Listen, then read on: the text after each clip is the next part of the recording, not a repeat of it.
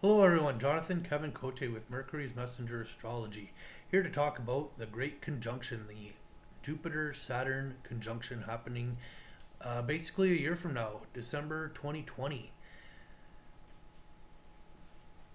I chose to do this video now because I also want to talk about the moon cycle, and I feel it's a good time so we can reflect on the current moon cycle, because the moon cycles next year are going to be very differently.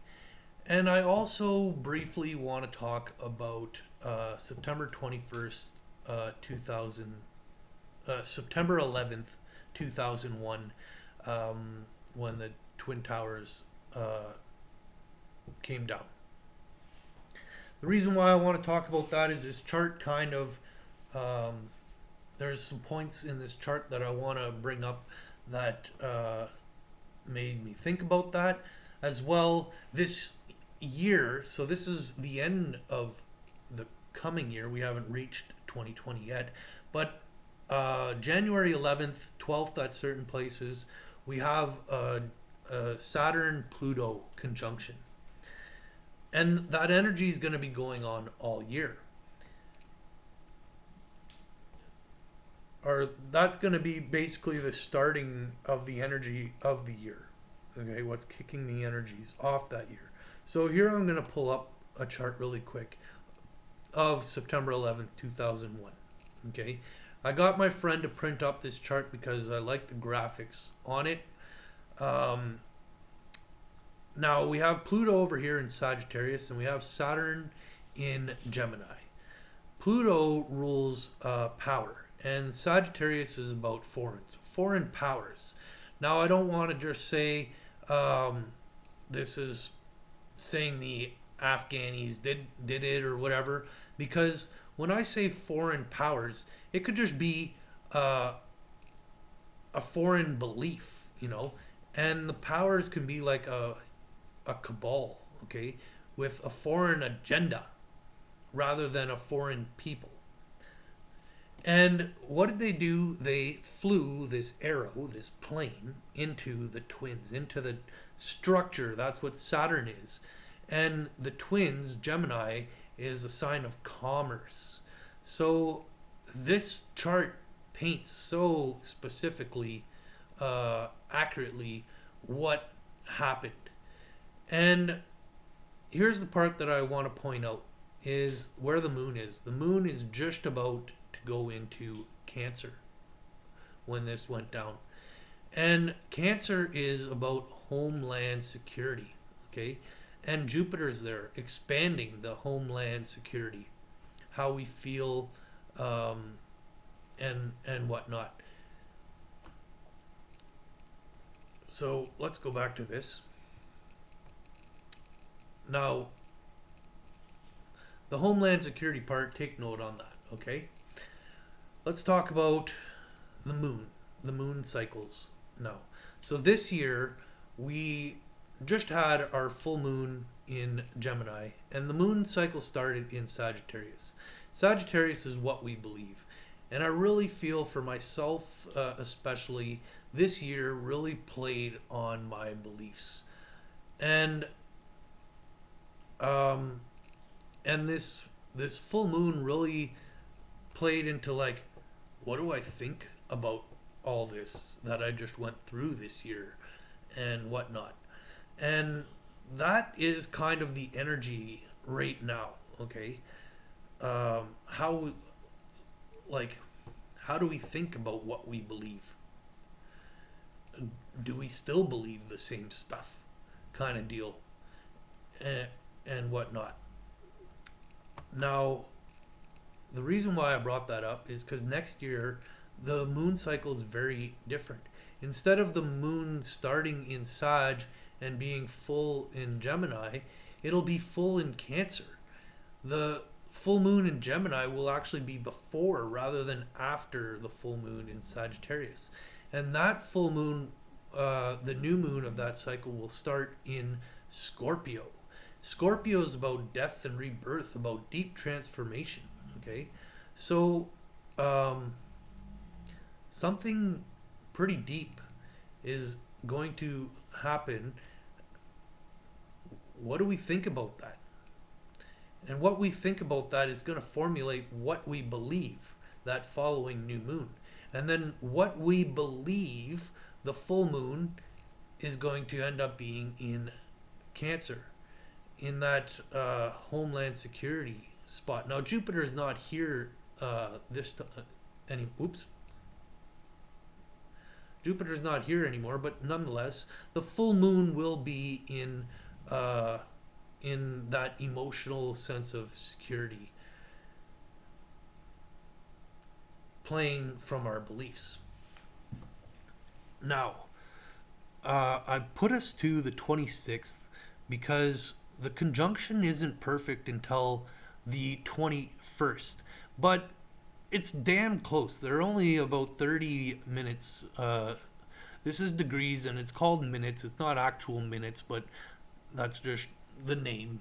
They're both at 29 degrees, right on the cusp, okay, of Capricorn and Aquarius.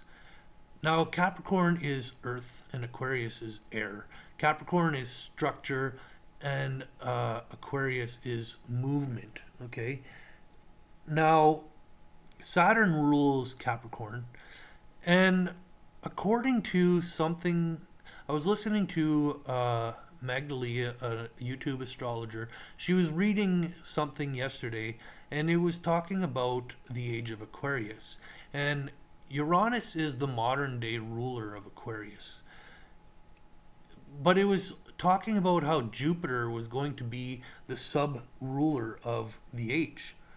And Saturn is the traditional ruler of Aquarius. Now, Saturn's sign is a cross with a wavy line, okay? The cross represents matter, which is Capricorn, and the wavy line is actually movement. And the movement is nailed to the cross. Now, what movement could I be referring to? The Piscean age, okay? And I believe the story of Jesus actually has a lot to do with a great conjunction that happened, somewhere around 2,000 years ago. Now, the modern ruler of Pisces is Neptune, but 2,000 years ago, we didn't know about Neptune. And Jupiter was the ruler of Pisces then. And Jupiter then was referred to as Zeus. And the language spoken was Latin. And they would say Jesus, okay? Jesus or Jesus, right? Jesus is basically what they were talking about. And that is Jupiter energy. Jupiter rules Pisces, and that's what age we're coming out of, okay? Now, this conjunction, okay? So I basically painted the picture that Jupiter is, and Jupiter is actually like almost the opposite of Saturn in the picture. It's the wavy line above the cross. So the movement above matter rather than matter above the movement. Okay. So yeah, I basically painted the picture that Jupiter is Christ, and that Saturn, referred to as the devil, I'm gonna not demonize anything, and I'm going to say he's the reaper, the karmic reaper. You reap what you sow, okay? The karmic repercussions. Now, in Europe, pounds represents money. But money represents basically our weight, our influence in the world. And so pound, such as the word ante in gambling, is how much weight are we willing to chance. So the word ante is basically saying the physical uh, manifestation of Christ consciousness compared to the spiritual conscious energy of Christ. Okay. Now, what I'm trying to say here is possibly the energies are going to play out in a very different way than the beginning of the Piscean age. Um, and let me explain. This is going to be election season, okay? The end of election season, probably, in the States. And so let's talk about the current president, Trump. Trump paints himself as the chosen one. He was born on an eclipse. His mother's name is Mary. His father's middle name is Christ. Okay? And for those who support Trump, sorry, there's a part I missed, I forgot to mention. And I don't want to say this is going to happen, but when leading up to Trump being elected in the first place, many astrologers were talking about how Trump is possibly going to be assassinated. Now that hasn't happened yet, and I believe a lot of astrologers kind of bit their tongue on that. But really, we don't know. He's still president. It could still happen. And here's basically the picture that I'm trying to paint. Okay, let's say it does happen.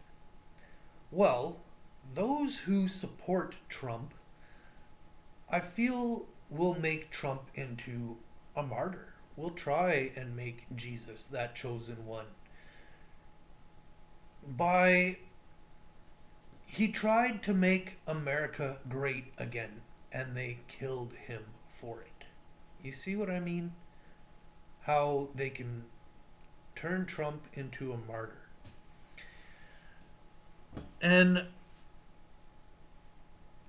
Trump, to me, goes more with the shadow, the physical manifestation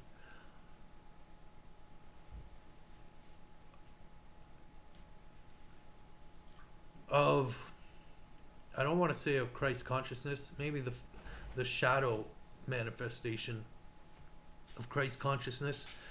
But nonetheless, the manifestation of Christ consciousness is what's going on. Okay? And the moon right here is going through this.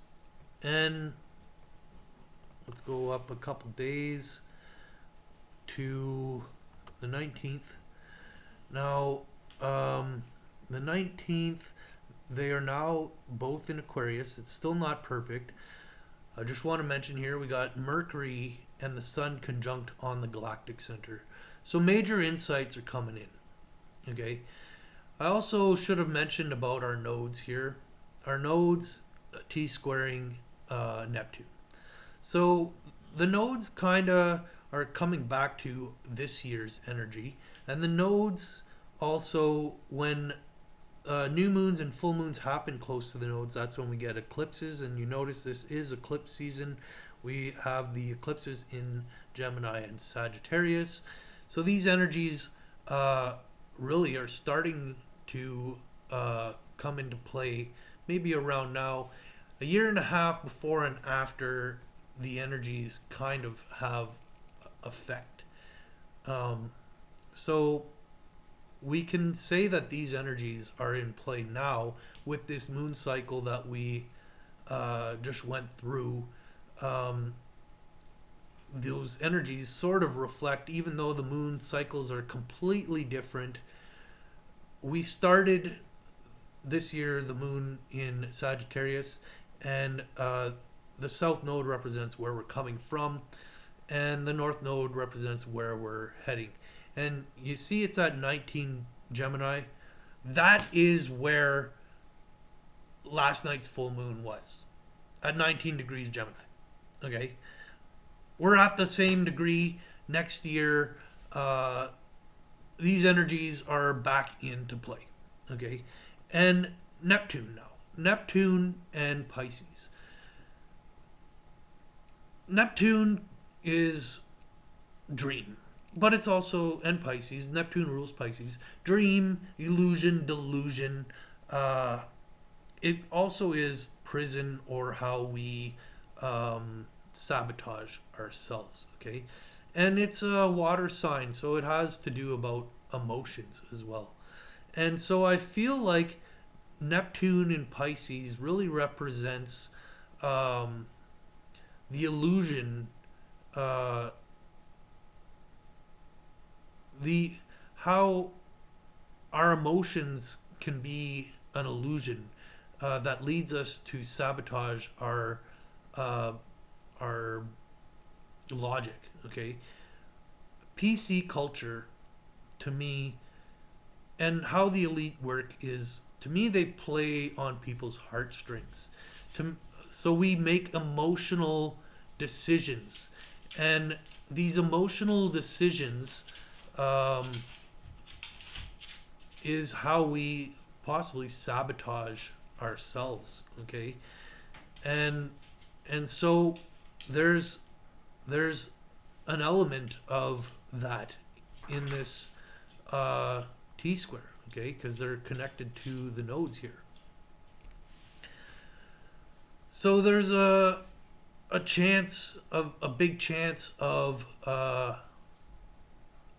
sabotaging, you know, our desired outcome, our the more logical choice may not be made due to this T square. Okay. So I feel like I basically covered everything that I wanted to talk about. When the moon reaches this area, activating that, but one more day, I think, here, and the moon is basically at the first quarter, right on the winter solstice.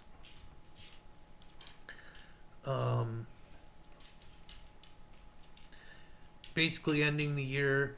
To me, the winter solstice, to me, is kind of like the real New Year's. We celebrate it on the 1st of January because we gave Christmas Day to the birth of Jesus. To me, it's the birth of the new year, the new, you know, to me, Christmas is New Year's. There's a few different cultures that put New Year's at different times. Aries is in a way the astrologer's New Year. Sometime late January or mid February or something like that is the Chinese New Year. So different cultures view it at different times, but I just kind of feel like Christmas is New Year's, coming out of the winter solstice, the new sun, the new year. And yeah, this event is happening, closing up the year, wrapping up the energies that we are soon to move into. We're already in those energies. Like I mentioned, 19 degrees of Gemini, the full moon last night, and what's going on next year at this time. I feel like I've covered. I may have missed something. I've done this video a few times. I did this last night. I really liked what I did, and then I went to go post it or just rewatch it. Actually, sorry, and it didn't save right, and it was all messed up, and I don't know what happened. So I had to redo it today, And for some reason, today I just wasn't in the same mindset. I had to do this a few times. I guess yesterday because I did a video before it, so I was already kind of in that flow. And I just had a hard time getting going today, but I finally did. And I'm kind of glad I had a hard time on all the other ones because it really uh, refreshed my memory on what I was trying to talk about, what I was trying to get across to everyone, and whatnot. So that is my video that I'm gonna do for today. Um, yeah, there's a bunch of interesting stuff going on. Uh, I don't.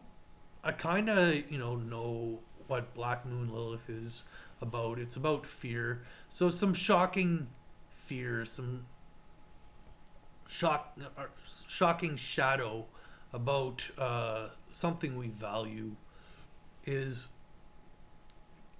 kind of playing out here as well. We got Mars. Where's Mars? 23 degrees, and Venus is not even close. I felt like Mars was doing something, but more exact. But I guess he isn't. Anyhow, yeah. Let's just wrap it up there and see what happens. So, yep.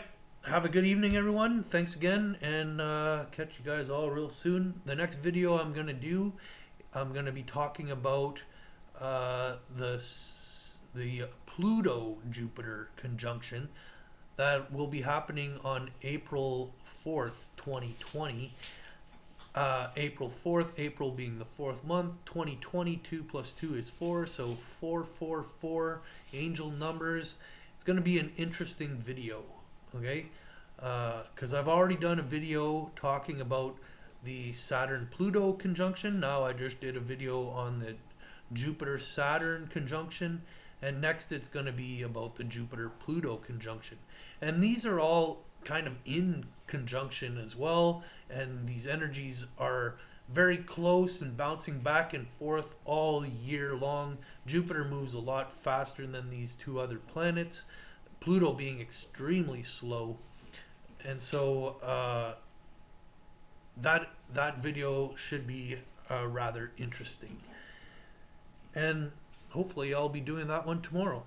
Okay, so that's it for now. Thank you very much for watching. See you guys then. Bye now.